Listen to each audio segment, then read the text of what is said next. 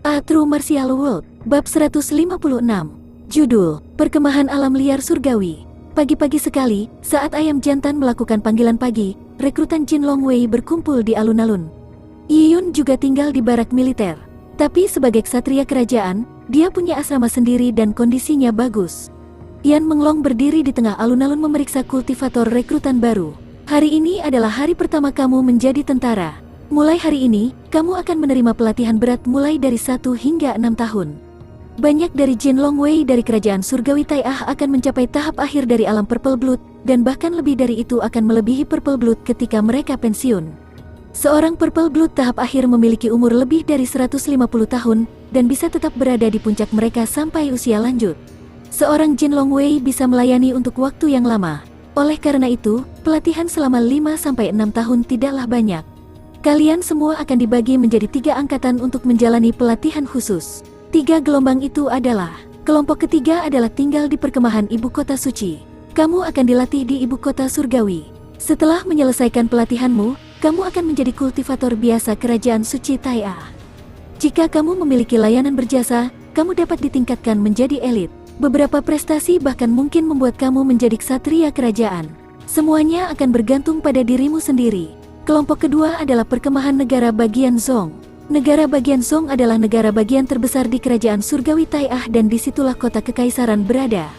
Oleh karena itu, dikendalikan oleh Yang Mulia Kaisar sendiri. Memasuki negara bagian Zong untuk pelatihan adalah kemuliaan tertinggi. Mereka yang menjalani pelatihan khusus di negara bagian Zong akan menjadi elit Jin Longwei setelah selesai. Jika ada layanan berjasa, mereka akan dijadikan ksatria kerajaan. Adapun kelompok terakhir, perkemahan hutan belantara surgawi. Personel yang memenuhi syarat dipilih oleh divisi militer. Mereka dapat dengan sukarela memutuskan untuk pergi atau tidak. Tempat pelatihan akan berada di hutan belantara surgawi. Tidak ada kekurangan bahaya di hutan belantara surgawi dan tempat yang penuh kematian. Seseorang harus bersiap untuk mati kapan saja di dalam hutan belantara surgawi. Perkemahan alam liar surgawi juga dikenal sebagai kemah kematian atau antri kematian. Ada tingkat kematian 15% di sana, dan kemungkinan cacat 5%. Bersama-sama, itu 20%. Mereka yang melatih di sana adalah para elit di antara para elit. Jika kamu tidak berhati-hati, kamu akan celaka selamanya. Tapi jika kamu menyelesaikan pelatihanmu, kamu akan menjadi kultivator elit kerajaan surgawi. Kamu bahkan bisa menjadi tuan manusia di masa depan. Perkemahan alam liar surgawi adalah tiang gawang kerajaan surgawi Tai'ah. Jika kamu bisa melompati itu, kamu akan memiliki kemuliaan abadi, tetapi jika kamu gagal melewatinya, kamu akan hancur berkeping-keping. Sambil mengucapkan kata-kata itu, fokusnya beralih ke Yiyun dan Song Zijun. Hanya Yiyun dan Song Zijun, di dalam seluruh ibu kota surgawi, yang memenuhi syarat untuk memasuki perkemahan alam liar surgawi. Untuk pergi atau tidak, itu terserah mereka. Alam liar surgawi, gumam Yiyun pada dirinya sendiri. Dia telah belajar lebih banyak tentang kerajaan surgawi Tai'ah dalam beberapa hari terakhir. Alam liar surgawi bukan milik kerajaan surgawi Tai'ah. Faktanya, alam liar surgawi bukan milik negara manapun. Dimensinya tidak diketahui. Areanya 10 kali lebih besar dari kerajaan surgawi Tai'ah yang luas. Menggunakan satu kata untuk menggambarkannya, itu akan menjadi tak berujung. Jauh di dalam hutan belantara surgawi bersembunyi binatang raksasa primordial nyata yang memiliki darah primordial. Makhluk suci ini setara dengan ahli Sein manusia, dan bahkan mungkin sebanding dengan kaisar agung legendaris. Alam liar surgawi tanpa akhir. Kerajaan surgawi Tai'ah hanya menjelajahi sebagian kecil dari alam liar surgawi. Karena banyak faktor tak terkendali dari alam liar surgawi, kerajaan surgawi Tai'ah mendirikan kemah di alam liar surgawi. Oleh karena itu, bahayanya jelas terlihat. Untuk mengatakan bahwa perkemahan alam liar surgawi adalah antri kematian tidaklah berlebihan. Dibubarkan, Yiyun dan Song Zijun tetap di belakang. Yan Menglong singkat saja. Ketiga kam itu didistribusikan dengan cara piramida. Apa yang paling dia khawatirkan adalah puncak dari piramida, perkemahan hutan belantara surgawi. Yiyun, Zijun, aku yakin kamu mungkin telah menebak alasan aku menahanmu. Yan Menglong menyilangkan lengannya di depan dadanya.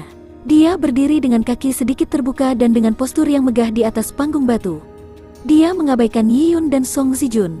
Yiyun dan Song Zijun mengangguk. Memasuki perkemahan hutan belantara surgawi hanya dengan pilihan. Jika kamu tidak memilih untuk pergi, kamu dapat memilih untuk pergi ke perkemahan negara bagian Zong. Hanya ada 2% angka kematian di sana. Dengan kekuatanmu, Kamu pasti akan menjadi yang teratas di perkemahan negara bagian Zong, dan akan menyelesaikan pelatihan kamu dengan aman tanpa masalah. Di masa depan, kamu juga akan mendapatkan posisi yang baik, perlahan-lahan naik menjadi baron dan menjadi 1000 klan. Kamu juga dapat menikahi beberapa istri, dan menjalani kehidupan yang damai sebagai tuan. Apakah kamu menginginkannya? Yan Menglong bertanya secara retoris. Yi Yun dan Song Zijun menjawab pada saat yang sama, kita tidak. Melayani dengan aman di Jinlong Wei selama puluhan tahun dan kemudian akhirnya dinonaktifkan, menikah dan memiliki anak, menjalani kehidupan pengawal yang kaya sebelum meninggal setelah 100 tahun. Selain meninggalkan tulang, tidak ada yang tersisa. Baik Yi Yun maupun Song Zijun tidak ingin menjalani kehidupan seperti itu. Seseorang harus memiliki mimpi dan mengejarnya. Lin Xingtong memiliki kekuatan seperti itu, namun dia masih mengejar meridiannya yang terhenti. Yi Yun tentu saja melakukan hal yang sama. Baik sekali, Yan Menglong mengangguk dengan apresiasi. Jika kamu memilih perkemahan hutan belantara surgawi, aku harus memberitahu kamu bahwa ada banyak elit di sana. Perkemahan alam liar surgawi tidak hanya memiliki Jinlong Wei. Dari 3 perkemahan yang aku sebutkan sebelumnya, 2 yang pertama diatur oleh Jinlong Wei, tetapi perkemahan hutan belantara surgawi terakhir diatur oleh kerajaan surgawi Taia. Jinlong Wei hanya terdiri dari sekitar 10% orang di perkemahan hutan belantara surgawi. Selain Jinlong Wei, ada juga King Luan Wei, Great Argus, para pengawal kerajaan dan anak-anak dari klan keluarga besar dan anggota keluarga kerajaan. Pasukan dan elit klan keluarga ini semuanya akan memasuki perkemahan hutan belantara surgawi. Begitu kamu masuk, kamu akan melihat apa artinya menjadi jenius, dan apa yang mengerikan. Mereka telah mandi dengan obat-obatan sejak usia 3 tahun, mencapai tubuh temperet pada usia 8 tahun. Beberapa bahkan mungkin memiliki garis keturunan khusus, memberi mereka kekuatan alami yang membuat orang iri, dan bahkan ada beberapa jenius yang dianggap sebagai ahli Sein muda. Perkemahan di alam liar surgawi memiliki tingkat kecacatan 20% dan itu bukan bahan tertawaan. Mereka yang jatuh adalah jenius top. Banyak jenius yang telah meninggal memiliki bakat yang lebih besar darimu. Mendengar kata-kata Yan Menglong, Song Zijun menarik napas dalam-dalam dan mengepalkan tinjunya. Dia tahu bahwa di perkemahan hutan belantara surgawi, tidak ada yang lebih lemah darinya. Bahkan ada banyak yang lebih kuat darinya. Di seluruh kota ibu kota surgawi, hanya 2 yang dipilih, Song Zijun dan Yi Yun. Song Zijun mengakui dia di bawah Yi Yun, jadi dia dianggap sebagai salah satu yang lebih rendah dari mereka yang terpilih untuk masuk. Dengan menjadi lemah, itu akan berbahaya. Dia mungkin akan menjadi salah satu dari 20% angka kematian dan kecacatan.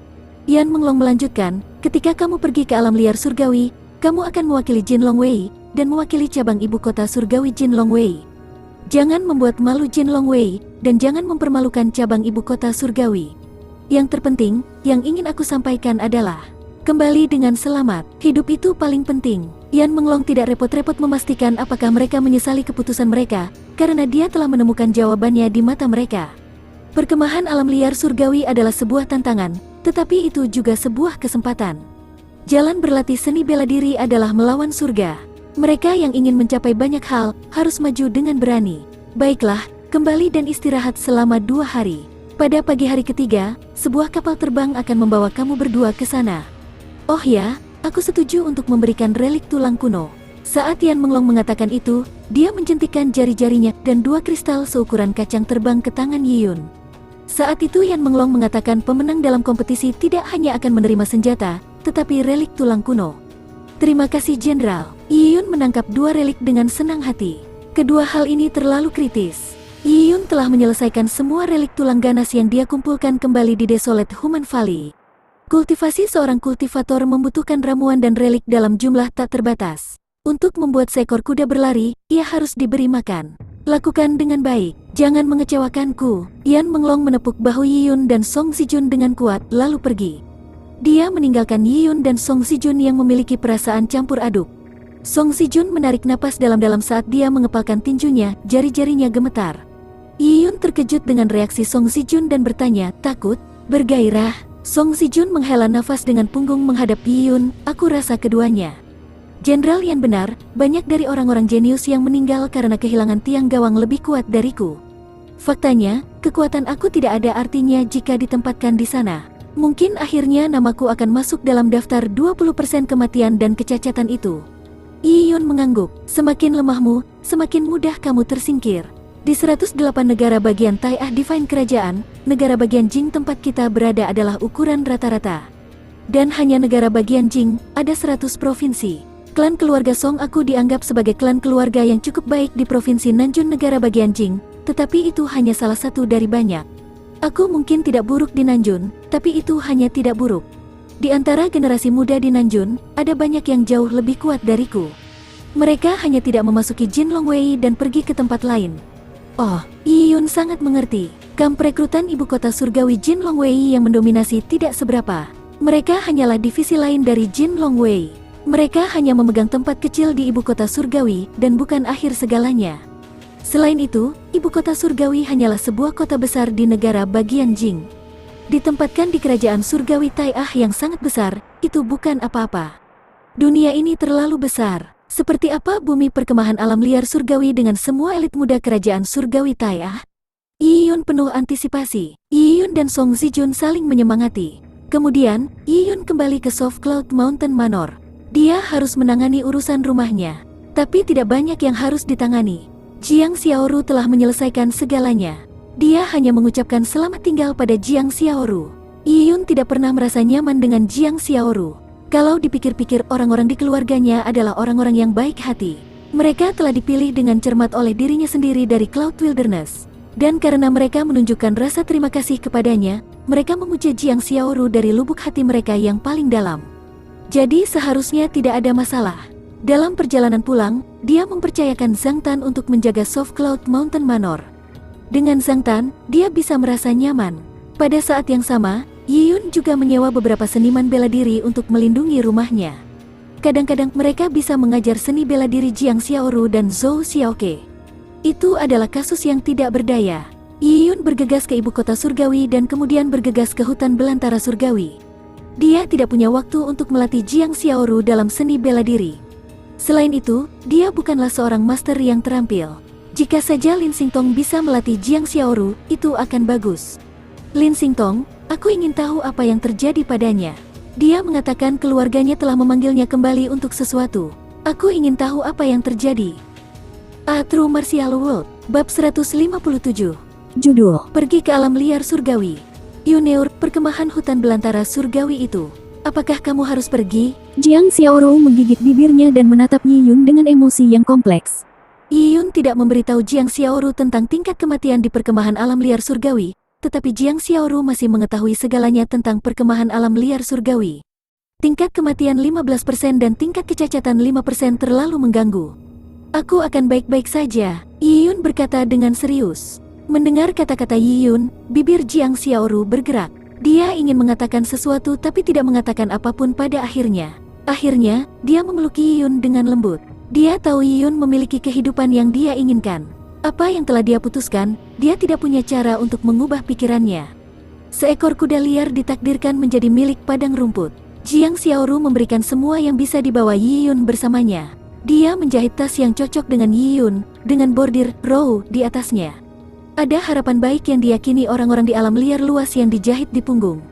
Dia juga menjahit jimat pelindung yang Sujie berikan kepada Yi Yun di dalam, berharap itu akan membuat Yi Yun tetap aman. Dengan itu, Yi Yun memulai perjalanannya. Hari ketiga, pada waktu yang ditentukan, langit baru saja menyala. Yi Yun membawa tas kulit binatang yang setengah ukuran manusia. Dia telah menunggu di alun-alun Jin Longwei untuk waktu yang lama. Tidak lama kemudian, sosok Song Zijun muncul dalam penglihatan Yi Yun. Keduanya saling mengangguk, tidak banyak yang bisa dikatakan, karena mereka berdua melihat ke arah hutan belantara surgawi. Kedua sosok tegak itu seperti dua lembing lurus. Ketika sinar keemasan pertama matahari muncul, bintik hijau zamrud muncul di cakrawala yang jauh. Sosoknya tumbuh dan segera menutupi langit. Yi Yun mendongak dan diam-diam mendecakkan lidahnya. Itu adalah sebuah kapal terbang. Dia sebelumnya telah melihat Lin Xingtong di satu punggung di Cloud Wilderness. Ini adalah kapal terbang militer. Itu jauh lebih besar dari yang dipakai Lin Xingtong, tapi itu kurang canggih. Kapal terbang udara adalah transportasi udara kerajaan surgawi Tai'ah yang patut dipuji. Terutama kapal udara yang bisa melintasi hutan belantara dewa, mereka juga disebut kapal dewa. Mereka dibuat oleh beberapa master pemurnian kerajaan surgawi Tai'ah. Logam yang digunakan semuanya diukir dengan rune dan arai. Mereka memiliki pertahanan yang kuat dan banyak tindakan ofensif. Mereka bisa mengatasi binatang kuno yang terbang di hutan belantara surgawi. Armada angkatan laut yang terkenal dari kerajaan surgawi Tai'ah terdiri dari perahu-perahu dewa. Itu adalah simbol nasional kekuatan kerajaan surgawi Tai'ah. Kapal dewa perlahan menurunkan ketinggiannya. Tetesan bulat air di bawah perut logamnya yang dingin bersinar bersama sinar matahari pagi. Beberapa rune kuno misterius yang tertulis di atasnya menyelimuti kapal terbang dalam halo suci. Melihat kapal terbang yang begitu perkasa, Yi Yun antusias. Ini adalah pertama kalinya dia terbang dengan harta karun terbang yang begitu besar. Dia memeras sertifikat bukti yang dibutuhkan untuk memasuki tentara hutan belantara surgawi. Weng, kapal terbang itu meraung saat melayang 100 meter di atas tanah. Itu telah menghentikan penurunannya. Rantai logam hitam tebal seukuran ember air jatuh dari perut kapal terbang, menabrak tanah di depan Yi Yun dan Song Sijun. Rantai besi yang berat memicu badai debu. Pintu kabin terbuka di tubuh kapal terbang. Seorang pria parubaya kurus dan botak berdiri di sana dengan tangan disilangkan di dalam lengan bajunya. Memerintahkan dari atas, dia menatap Yi Yun dan Song Sijun. Apakah kamu siswa perkemahan alam liar surgawi yang dipilih oleh ibu kota surgawi Jin Longwei? Tunjukkan buktimu. Pria itu berkata secara resmi, mengirimkan suara ke telinga Yi Yun, seolah-olah dia berada di samping Yi Yun. Yi Yun dan Song Sijun menjawab dan melemparkan sertifikat bukti ke atas. Setelah memeriksa sertifikat, pria parubaya itu mengangguk, bagus, gunakan rantai untuk naik ke sini. Yi Yun dan Song Sijun segera mulai memanjat rantai, tetapi mereka menyadari rantai logam meluncur di tangan mereka. Sepertinya itu dilapisi minyak kayu China. Berpikir tentang itu adalah ujian kecil. Tapi tes ini tidak berarti apa-apa bagi Yi Yun dan Song Sijun. Dengan keluasannya, mereka memanjat rantai dengan gesit seperti monyet. Yi Yun sangat luar biasa. Dia memanjatnya seolah-olah dia sedang berjalan di tanah datar. Itu membuat pria parubaya itu meliriknya lagi. Saat memasuki kapal terbang, pemimpin membawa mereka ke sudut timur laut dari kapal terbang tersebut. Setelah menjelaskan beberapa aturan yang harus dipatuhi di kapal terbang, dia pergi. Ketika pemimpin pergi, Yi Yun melihat sekeliling dengan hati-hati. Di dalam kapal terbang itu, ada lebih dari 20 orang yang duduk. Ia mengetahui bahwa mereka adalah peserta dari kota-kota tetangga. Ada banyak orang di sekitar ibu kota surgawi. Orang-orang ini gagah dan gagah. Beberapa dari mereka tidak berhenti berkultivasi bahkan di atas kapal terbang. Mereka duduk bermeditasi. Beberapa menghembuskan napas berat, mengirimkan pukulan. Tak satu pun dari mereka terlihat santai. Ini membuat Yi Yun menyadari bahwa orang-orang yang memilih untuk memasuki perkemahan hutan belantara surgawi bukanlah orang biasa. Yi Yun tidak banyak bicara kepada siapapun. Dia duduk di tempatnya dan mulai mengatur pernapasannya. Segera, perahu dewa terbang keluar dari pengaruh ibu kota surgawi. Ada sekitar selusin orang yang menaiki perahu dewa di kota-kota tetangga ibu kota surgawi. Setelah terbang ke lebih dari 10 kota berturut-turut, lebih dari 100 orang telah naik. Setelah itu, tidak ada orang lain. Perahu surgawi terbang lebih tinggi dan lebih tinggi ke dalam awan, dan dengan formasi diaktifkan, itu bersiul di udara saat meninggalkan suara gemuruh. Yi Yun mau tidak mau membuka matanya dan melihat keluar jendela. Pemandangan kerajaan suci Tai'ah adalah tontonan. Untuk orang seperti Yi Yun yang berasal dari klan suku kecil, itu adalah bentuk pelatihan dan akumulasi pengalaman untuk menikmati panorama pegunungan dan sungai. Di luar kapal terbang, Yi Yun segera melihat sungai besar menderu. Sungai ini lebarnya beberapa ratus mil dan ada bayangan gelap di dalam sungai. Tiba-tiba sebuah bayangan muncul di air. Itu adalah binatang raksasa yang ukurannya berkali-kali lipat dari ukuran ikan paus. Ia melompat keluar dari air dan meraih seekor burung raksasa di langit sebelum menyelam kembali ke dalam air. Yi Yun terkejut, dia belum pernah melihat binatang air yang begitu mematikan. Dia juga melihat ada kawanan burung aneh yang menghalangi langit di gurun yang tak berujung. Sayap mereka terbentang 100 kaki dan sayap mereka menyebabkan kapal terbang mengalami turbulensi. Juga di lautan luas, ada banyak pulau kecil yang muncul dari air untuk mencari udara. Itu memuntahkan pelangi. Mereka sebenarnya adalah kura-kura raksasa kolosal. Banyak binatang kuno yang memukau Yi Yun karena itu adalah pengalaman yang membuka mata. Kerajaan surgawi Tai'ah sangat luas, tetapi setelah terbang selama beberapa hari, kapal terbang itu menyerbu ke dalam benteng raksasa yang menjulang tinggi. Benteng itu memiliki formasi yang luar biasa di dalamnya dengan kristal yang tak terhitung jumlahnya yang memancarkan energi cemerlang ke langit. Ini adalah arai super jarak jauh. Karena kerajaan surgawi Tai'ah terlalu besar, dan alam liar surgawi terlalu jauh, hanya terbang di kapal terbang udara membutuhkan waktu yang sangat lama. Oleh karena itu, mereka harus bergantung pada formasi kuno untuk bepergian. Yi Yun menghitung dan mereka telah memasuki 3 formasi benteng yang luar biasa. Mereka telah diteleportasi 3 kali, yang jaraknya puluhan juta mil. Akhirnya, mereka mencapai gurun tandus di dekat hutan belantara surgawi. Klan suku Lian awalnya di Cloud Wilderness, yang berada di samping negara bagian Jing. Tapi alam liar surgawi berada di ujung lain kerajaan surgawi. Bepergian dari negara bagian Jing ke alam liar surgawi meliputi area yang luas di kerajaan surgawi Tai'ah. Perjalanannya terlalu jauh. Matahari yang terbenam berwarna merah darah saat cahayanya tumpah di kapal terbang. Di bagian atas kapal terbang, ada beberapa lubang. Itu adalah formasi yang tertanam di dalam logam luar biasa untuk melindungi perahu dewa. Dalam perjalanan mereka telah diserang 2 kali oleh binatang kuno. Dan mereka meninggalkan beberapa jejak pada logam itu. Alam liar surgawi, kita telah mencapai alam liar surgawi.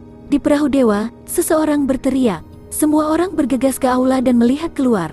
Yiyun mengangkat alisnya saat dia melihat melalui jendela kaca kapal terbang itu. Dia menemukan bahwa di kejauhan, kabut sudah menyebar. Sepertinya suasana hutan telah melonjak. Roar, raungan itu mengguncang dunia. Di bawah mereka, ada debu di mana-mana. Ada banyak raksasa besar yang berjalan di dataran debu. Kuku mereka tanderus di tanah seperti guntur. Di cakrawala yang jauh, hutan hitam terbentang. Setiap pohon besar seperti balok yang menjulang ke langit biru.